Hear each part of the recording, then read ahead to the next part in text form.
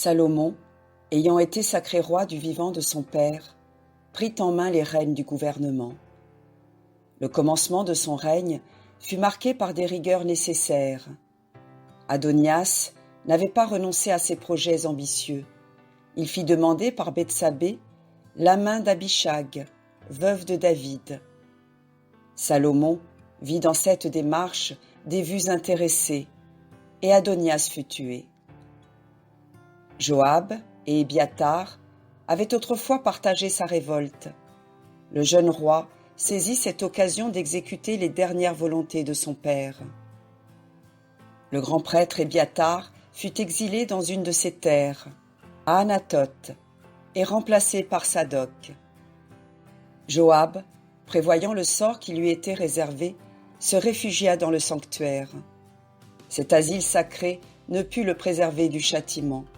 Il fut mis à mort, au pied de l'autel. Juste punition de tant de meurtres dont il s'était rendu coupable. Chiméi, qui jadis avait outragé David au milieu de son infortune, reçut l'ordre de ne pas sortir de Jérusalem, sous peine de perdre la vie. Durant 3 ans, Chiméi respecta cette défense. Mais un jour, s'étant avisé de passer le ravin du Cédron, Salomon le fit mettre à mort. Ces rigueurs furent suivies de jours plus pacifiques. Pour consacrer par la religion les débuts de son règne, Salomon assembla les principaux d'Israël. Une multitude immense se réunit à Jérusalem autour du roi. Ils allèrent tous ensemble à Gabaon, et Salomon offrit 1000 holocaustes sur l'autel de bronze que Moïse avait fait construire autrefois dans le désert. Dieu récompensa immédiatement sa piété. Il lui apparut en songe la nuit suivante et lui dit : « Demande-moi ce que tu veux, je te l'accorderai. » Salomon répondit : « Tu as été miséricordieux envers David, mon père, et maintenant qu'il n'est plus, tu m'as placé sur son trône. Mais je ne suis encore qu'un tout jeune homme sans expérience, obligé de gouverner un grand peuple. Je te prie, Seigneur, de me donner un cœur docile aux aspirations de la sagesse, afin que je puisse discerner le bien du mal et rendre à tous la justice. » Jamais prière ne fut plus agréable à Dieu. « Parce que tu m'as demandé, lui répondit le Seigneur, l'intelligence et la sagesse, et non des richesses et une longue vie. Je te donnerai selon ton désir un cœur sage et intelligent, comme on n'en a jamais vu dans aucun homme, et comme on n'en verra jamais. En outre, je te donnerai ce que tu ne m'as pas demandé, richesse, honneur et longue vie. » Plein de reconnaissance, Salomon, de retour à Jérusalem, se présenta devant l'arche d'alliance. Il offrit au Seigneur des holocaustes et des sacrifices de communion. Puis, en signe de joie et d'allégresse, donna un festin à tous ses serviteurs. La sagesse du jeune roi se montra avec éclat dans un jugement à jamais célèbre. 2 femmes, un jour, se présentèrent devant lui en le priant de juger leurs différends. La première exposa ainsi sa cause. « Cette femme et moi, nous habitons seuls la même maison. Chacune de nous avait un enfant. Une nuit, son fils mourut. Elle se leva pendant que je dormais, prit mon fils et mit à la place son enfant mort. Lorsque je me levai le matin, je vis l'enfant mort, mais en le regardant plus attentivement, je reconnus que ce n'était pas le mien. » L'autre femme l'interrompit en disant : « Tu ne dis pas la vérité, ton fils est mort, le mien est vivant. » La première répliqua : « Tu mens, c'est le mien qui est vivant, le tien n'est plus. » En présence d'affirmations si contraires, soutenues avec une égale assurance, Salomon ordonna d'apporter une épée. « Coupez en 2, dit-il, l'enfant vivant, et qu'on en donne la moitié à chacune de ces femmes. » À ces paroles, la vraie mère sentit son cœur ému. « Non, s'écria-t-elle, ne faites pas de mal à l'enfant, donnez-le plutôt tout entier à cette femme. » Salomon reconnut le cri de la nature. Il ordonna que l'enfant lui fût remis. Tout Israël connut ce jugement et en admira la sagesse.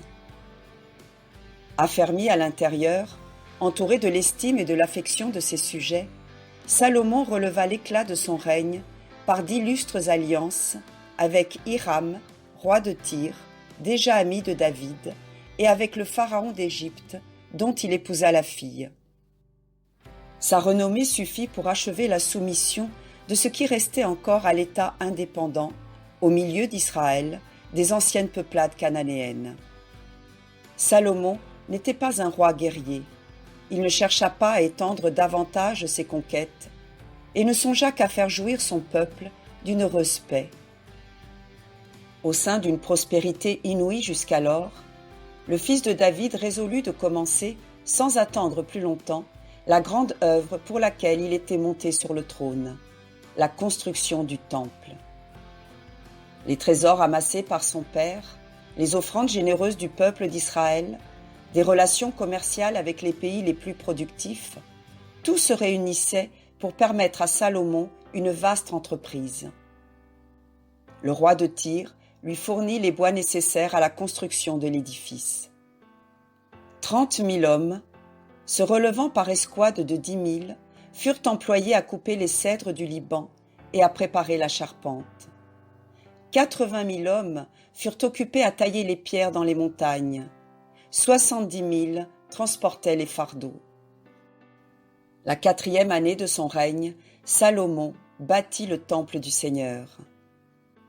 Le roi voulut qu'on n'employât dans ses fondations que des pierres de grande dimension. Toutes les pierres, d'ailleurs, arrivaient à Jérusalem prêtes à être mises en place. Il en était de même des autres matériaux, en sorte que, tant que dura la construction du temple, on n'entendit le bruit ni du marteau, ni de la hache, ni d'aucun instrument de fer. Tout avait été calculé avec une si exacte précision que chaque pièce se posait selon sa destination, sans le moindre embarras. Le roi fit venir, pour aider ou diriger les Israélites, des ouvriers de Tyr, habiles dans l'art de tailler les pierres, de travailler le bois, le fer, l'or, l'argent, le bronze, de teindre des étoffes précieuses en pourpre, en hyacinthe ou en écarlate. Le temple, appelé aussi Maison de Dieu, était divisé en 2 parties, le Saint et le Saint des Saints. Le Saint renfermait l'autel des parfums, la table d'or, les pains d'oblation, le chandelier à 7 branches et 6 autres candélabres d'or. Il était séparé du Saint des Saints par une cloison en bois de cèdre et un grand voile. Le Saint des Saints était destiné à recevoir l'arche d'alliance. On y voyait 2 chérubins en bois d'olivier recouverts d'or, inclinés vers l'arche, qu'ils dérobaient au regard par leurs ailes étendues.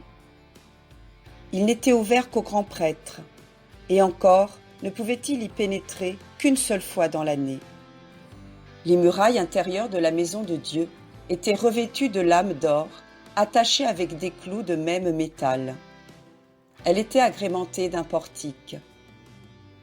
Les cérémonies du culte, les assemblées des adorateurs et les sacrifices avaient lieu dans les parvis. Un premier parvis intérieur, ou parvis des prêtres, entourait l'édifice. Il était réservé aux prêtres et aux lévites, dont les logements occupaient les côtés extérieurs du temple. Là fut construit l'autel de bronze qui devait recevoir les holocaustes. À côté était la mer de bronze, immense bassin où arrivait un courant d'eau vive pour la purification des prêtres. 12 bœufs de même métal lui servaient de support. Une autre cour, appelée parvis extérieur, formait une seconde enceinte, réservée aux Israélites. C'est là que se tenait la foule qui assistait aux cérémonies religieuses. Enfin, une 3e enceinte était destinée aux étrangers et s'appela le parvis des gentils. L'ensemble des bâtiments couvrait une étendue considérable et ressemblait de loin à une citadelle. Le monument offrait, dans chacune de ses parties, une magnificence inouïe. L'or, les bois précieux tels que le cyprès et le cèdre y étaient prodigués de toutes parts. Il fallut 7 années pour élever ce merveilleux édifice. Quand il fut achevé, Salomon choisit l'année jubilaire et la fête des tabernacles pour en faire la dédicace, en présence de toutes les tribus assemblées. On alla sur la montagne de Sion chercher l'arche d'alliance. Le roi et le peuple marchaient pieusement devant elle. Sur le parcours, on immola une quantité innombrable de moutons et de bœufs. Lorsque l'arche eut été déposée dans le sanctuaire, une nuée lumineuse remplit la maison de Dieu. Salomon tomba à genoux, étendit ses mains vers le ciel et dit : « Seigneur, Dieu d'Israël, est-il croyable que tu habites réellement sur la terre ? Le ciel des cieux ne peut te contenir, bien moins encore cette maison que j'ai bâtie. Néanmoins, aie égard aux prières que ton serviteur t'offre en ce lieu. Exauce-les, ainsi que celles de ton peuple. Tu les entendras de ta demeure dans le ciel, et tu feras miséricorde. » En cette solennité, Salomon immola 22 000 bœufs et 120 000 moutons. Ce fut un grand rassemblement en présence du Seigneur pendant 14 jours. Au lendemain de ces fêtes, le Seigneur apparut une seconde fois à Salomon et lui dit : « J'ai exaucé ta prière. Je consacre cette maison que tu as bâtie en y plaçant mon nom à jamais. Là seront mes yeux et mon cœur. Là mon nom sera glorifié. Toi-même, si tu marches en ma présence, si tu gardes mes commandements comme David ton père, je donnerai à ton trône une éternelle durée. Mais si toi et tes enfants, vous adorez les dieux étrangers, je chasserai Israël de la patrie que je lui ai donnée, je répudierai ce temple, et je le livrerai à la risée des nations. L'étranger passant devant ces ruines s'arrêtera étonné et dira : pourquoi Dieu a-t-il ainsi ruiné ce temple et dévasté ce pays ? Et on lui répondra : c'est que les fils d'Israël ont abandonné le Seigneur pour les divinités étrangères. Après avoir élevé un temple à Dieu, Salomon se fit construire un palais magnifique, à côté duquel il en fit construire un autre pour son épouse, la fille du pharaon d'Égypte. À toute cette magnificence extérieure de Salomon, répondait la belle organisation de sa cour, la magnifique ordonnance de son service. Le roi avait un intendant général, 2 secrétaires, un chancelier, un général d'armée, un surintendant des impôts, 12 officiers préposés sur toutes les tribus étaient chargés de pourvoir à l'entretien de la table royale et à celui de tous les hôtes du palais. Pour suffire à toutes ces dépenses, alimenter son luxe et subvenir aux besoins de l'État, Salomon avait d'immenses ressources. Les prestations en nature fournies par les Hébreux, les impôts levés sur les descendants des Cananéens, les tribus qui lui étaient payées par les peuples soumis aux Israélites, les droits de péage, tout cela lui rapportait des sommes considérables. Si la magnificence de Salomon le rendit célèbre, sa science le rendit plus illustre encore. Cette science, fruit de la sagesse que Dieu lui avait accordée dès le début de son règne, se révèle par une foule d'ouvrages composés sur toutes les branches des connaissances humaines. La nature n'avait, pour ainsi dire, pas de secret pour lui. Il traita des propriétés de tous les arbres et de toutes les plantes, depuis le cèdre du Liban jusqu'à l'hysope qui pousse sur les murs. Il parla, avec l'autorité que lui donnait son intelligence et sa sagesse, de tout ce qui vit et de tout ce qui respire, des animaux, des oiseaux, des reptiles et des poissons. Il éclaircit les questions les plus obscures. Il composa, entre autres, le Cantique des Cantiques, les Proverbes, la Sagesse, l'Ecclésiaste. La renommée de Salomon s'étendit bientôt par toute la terre. Tous les peuples louaient à l'envi sa magnificence, sa science, sa sagesse. La reine de Saba voulut constater par elle-même la vérité de ces récits merveilleux. Elle se rendit à Jérusalem, escortée d'une suite nombreuse et brillante. Ses chameaux étaient chargés d'or, de pierres précieuses et d'aromates. Salomon la reçut dans tout l'éclat de sa majesté. Elle lui proposa des énigmes et des paraboles qu'elle avait préparées dans son cœur. Salomon satisfit à toutes ces questions. Aucune ne demeura sans réponse. La reine resta en admiration devant le roi d'Israël. La beauté de son palais, la multitude de ses officiers, la magnifique ordonnance de sa cour l'avaient étonnée. Mais quand elle entendit la sagesse de ses discours, elle ne put se contenir. « Ce qu'on m'a raconté dans mon royaume était bien la vérité, s'écria-t-elle. J'avais peine à le croire, mais je le vois aujourd'hui de mes propres yeux. Ta sagesse et tes œuvres sont encore au-dessus des louanges que j'ai entendues. Heureux ton peuple, heureux tes serviteurs, qui ont le privilège d'entendre sans cesse les paroles de ta sagesse. Béni soit le Seigneur ton Dieu. Tu as été l'objet de ses complaisances. Il t'a placé sur le trône d'Israël, afin de faire régner avec toi le droit et la justice. » Comme gage de son admiration, elle offrit à Salomon des présents magnifiques, 120 talents d'or, une grande quantité d'aromates et de pierres précieuses. Le roi d'Israël ne se laissa pas vaincre en générosité. Ses présents à la reine de Saba furent encore plus riches que ceux qu'il en avait reçus. Dans sa vieillesse, Salomon était arrivé à l'apogée de la puissance et de la gloire. Malheureusement, il ne sut pas se maintenir à cette hauteur. Il ne conserva pas la droiture et la simplicité du cœur que Dieu lui avait donnée. Les femmes étrangères qu'il épousa, contrairement à la loi, le pervertirent. Pour leur complaire, il éleva des temples et des autels à leurs fausses divinités, et on le vit, oubliant le Dieu de ses pères, rendre un culte dégradant à Astarté, déesse des Sidoniens, à Milcom, le cruel dieu d'Ammon, à Kémosh, l'idole impure de Moab.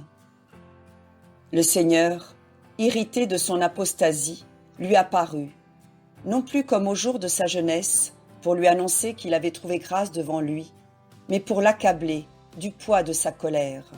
« Parce que tu as violé mon alliance, dit le Seigneur, et méprisé mes commandements, je déchirerai ton royaume et le donnerai à l'un de tes serviteurs. Cependant, en souvenir de David, ton père, je te laisserai finir tes jours avant d'exécuter ma sentence. Ce sera entre les mains de ton fils que la royauté sera divisée. Pourtant, je ne lui enlèverai pas tout le royaume, je lui laisserai 2 tribus, en mémoire de David, mon serviteur fidèle, et de Jérusalem, la cité de mon élection. Le reste obéira à l'un de tes serviteurs. » Ces menaces commencèrent bientôt à s'accomplir. Les dernières années de Salomon furent assombries par la guerre et la révolte. Hadad, de la race royale d'Édom, et un chef de brigands, Rezon, esclave fugitif de Hadadézer, roi de Soba, unirent leurs efforts et leur courage contre le roi d'Israël. Hadad régna sur Édom, et Rezon parvint à s'emparer de Damas, où il établit le siège de sa puissance.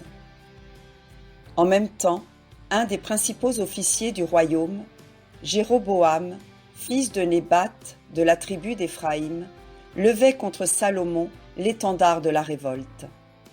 Témoin du mécontentement que les profusions insensées du roi et les lourds impôts dont le peuple était chargé excitaient de toutes parts, Jéroboam conçut le secret espoir de prendre sur le trône la place du fils de David.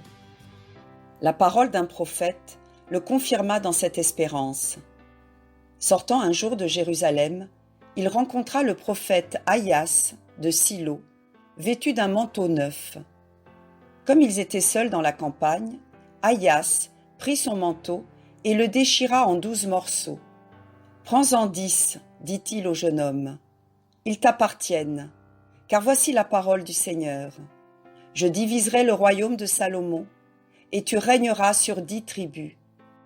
Celles de Juda et de Benjamin resteront attachés au roi de Jérusalem, en souvenir de mon serviteur David, car je veux que sa lampe continue à briller sur Jérusalem, la ville que j'ai choisie.